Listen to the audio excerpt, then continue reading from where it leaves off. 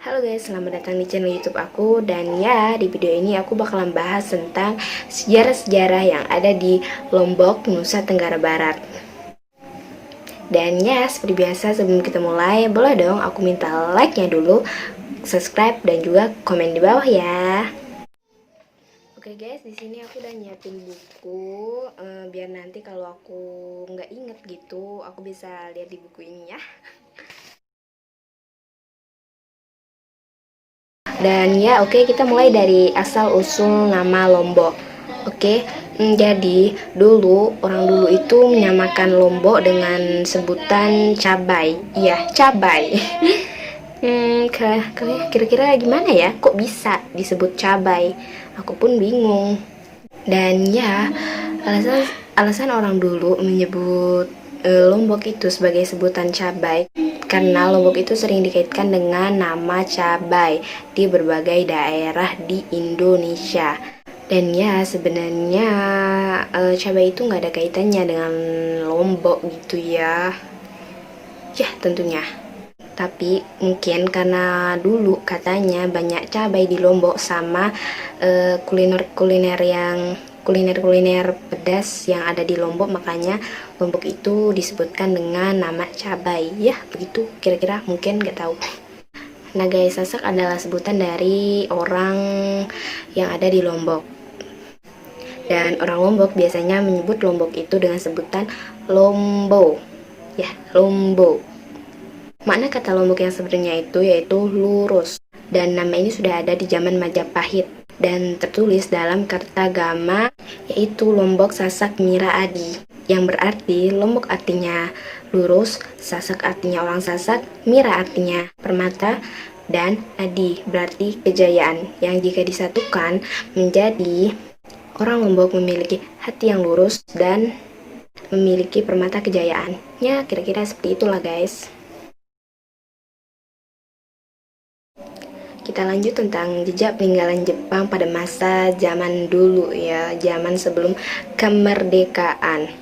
Ya, dulu di Pemenang, Lombok Utara, Nusa Tenggara Barat. Selain wisata bara yang indah, Lombok juga menyimpan senjata-senjata yang digunakan pada zaman Perang Kedua, yang di atas maupun di perairannya. Kedalaman laut dari Gili Trawangan menyimpan bangkai kapal yang bernama Japanese Brig and Bounty Brig yang menjadi daya tarik para wisatawan. Nah, selain kapal karang, kita juga bisa menemukan gua-gua Jepang yang digunakan untuk pertahanan perang. Meriam dan beberapa potongan alat-alat perang dahulu masih banyak ditemukan dan dilindungi untuk keperluan konservasi sejarah. Nah, yang terakhir nih guys, yaitu meletusnya Gunung Samalas atau yang kita sebut sekarang itu Gunung Rinjani. Pada tahun 1257, Lombok memiliki sejarah kelam dunia, yaitu meletusnya Gunung Samalas yang berskala 7 yang menjadikannya letusan berapi terbesar pada masa Holosen.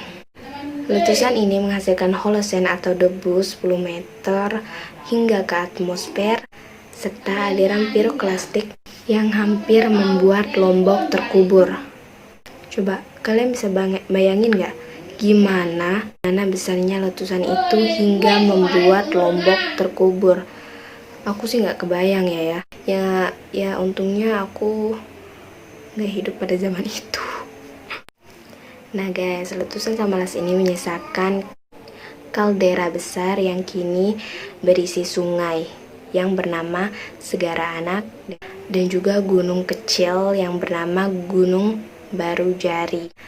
Nah, jejak abu dari letusan gunung berapi ini terdeteksi hingga sejauh 340 km di Pulau Jawa. Total material abu dan batuan yang dimuntahkan oleh letusan gunung ini mencapai lebih dari 10 km kubik. Dan ya, aku menceritain juga kalian dulu pas masih SD, aku juga pernah diceritain tentang Gunung Samalas ini atau Gunung Rinjani ini. tentang bagaimana meletusnya, dan juga katanya bebatuan-bebatuan yang dimuntahkan juga itu sampai ke Amerika. Kalian bisa bayangin nggak bebatuannya itu sampai ke Amerika, guys? Aku nggak bisa bayangin ya gimana besarnya itu hingga batuan kecilnya itu sampai ke Amerika. Itu sih kata guru aku ya. Dan ya, barulah pada tahun 2013 ilmuwan menghubungkan catatan sejarah mengenai Gunung Samalas di Lombok. Ya. Oke guys, itu aja video dari aku. Terima kasih sudah tonton video ini, dan jangan lupa tinggalkan like, komen, dan subscribe-nya ya. Bye bye.